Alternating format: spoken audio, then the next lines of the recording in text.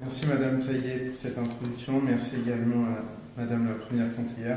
Je m'excuse que vous ayez dû essayer de prononcer le nom d'une de mes directrices de recherche. J'essaye toujours après 5 ans d'études avec elle. Monsieur le bourgmestre, Monsieur le chef de cabinet adjoint, Monsieur l'ambassadeur du Canada,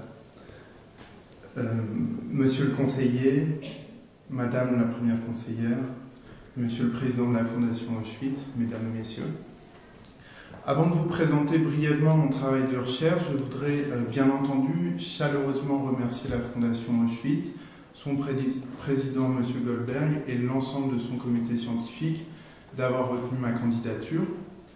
Je suis vraiment très honoré d'avoir reçu ce prix car il représente évidemment un soutien financier des plus bienvenus, mais aussi la reconnaissance d'une légitimité scientifique en tant qu'historien de la Shoah.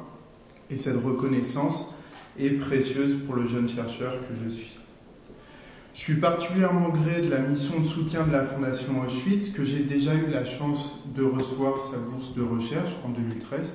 Il me semble que c'était la première décernée par la Fondation.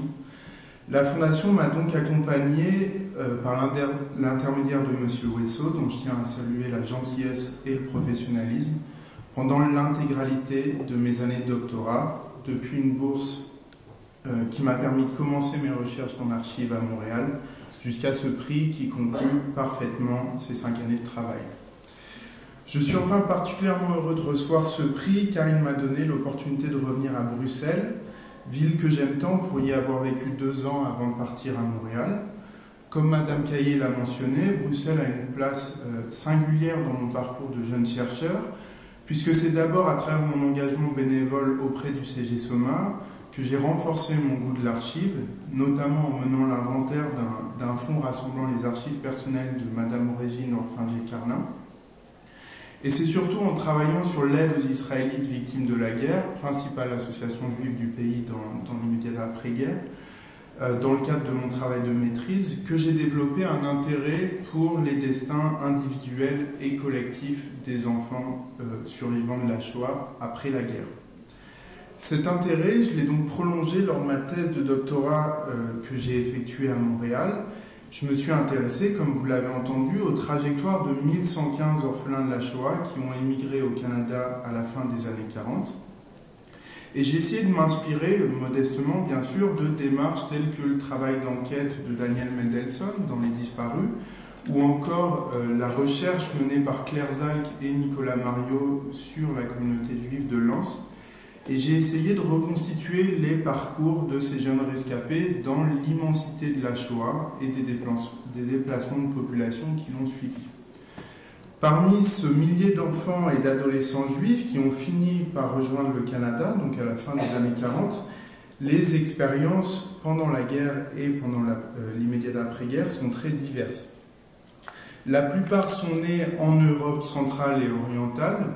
Beaucoup ont connu les camps de concentration, ont passé la guerre cachée dans les campagnes belges, françaises ou polonaises, ou alors ont survécu la guerre en s'enfuyant en Union soviétique ou en Angleterre.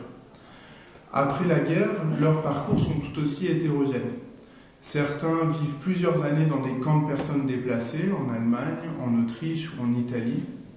D'autres vont retourner dans leur ville natale à l'Est. D'autres encore partent en Angleterre, en Belgique, en France ou en Suède ou tentent de rejoindre la Palestine et les États-Unis. Donc leur parcours après la guerre m'ont immédiatement rappelé celui de Primo Levi dans La Trêve, donc ouvrage que Levi a publié en 1963 où il raconte son retour à Turin après sa libération à Auschwitz, un périple qui va durer près de 9 mois à travers l'Union soviétique, l'Europe de l'Est, puis l'Allemagne et l'Autriche. Et l'incertitude qui accompagne l'écrivain italien lors de son retour à Turin, je l'ai retrouvée chez ses enfants et ses adolescents. Pour vous donner un exemple concret d'une des trajectoires sur lesquelles j'ai travaillé, voici l'exemple de Jacob, jeune Roumain âgé de 14 ans à la fin de la guerre. Donc Jacob est déporté à Mauthausen à la fin de l'année 1944 et il est libéré du camp en mai 1945. Et il va retourner dans sa ville natale de Tchernoti, en Roumanie. Un voyage de plus de 900 km qu'il va parcourir en train et à pied, bien souvent seul.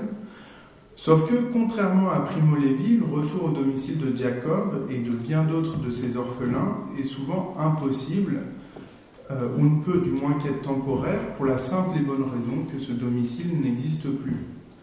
En effet, à son arrivée à Tchernoti, Jacob découvre qu'aucun de ses proches n'a survécu à la guerre et que la maison familiale a été entièrement détruite.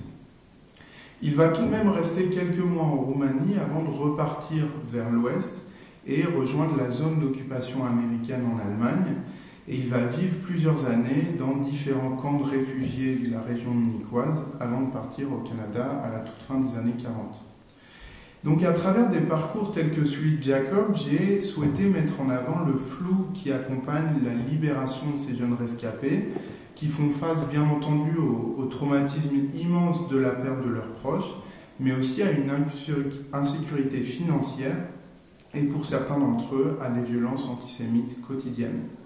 Donc pour ces jeunes survivants, la Shoah, contrairement à ce que j'avais appris dans les manuels d'histoire de ma jeunesse, ne s'est pas arrêtée en 1945.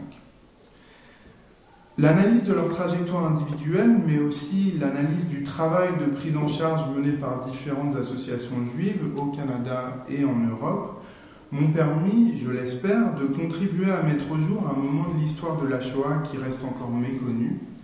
L'immédiate après-guerre est pourtant une période fascinante et déterminante pour comprendre ce que sont devenus ces jeunes survivants. Et je suis donc très reconnaissant envers la Fondation Auschwitz, son président M. Goldberg, et l'ensemble du comité scientifique d'avoir soutenu ma recherche. J'espère pouvoir bientôt publier ma thèse afin de participer pleinement au travail de mémoire et d'histoire de la Fondation Auschwitz. Je vous remercie.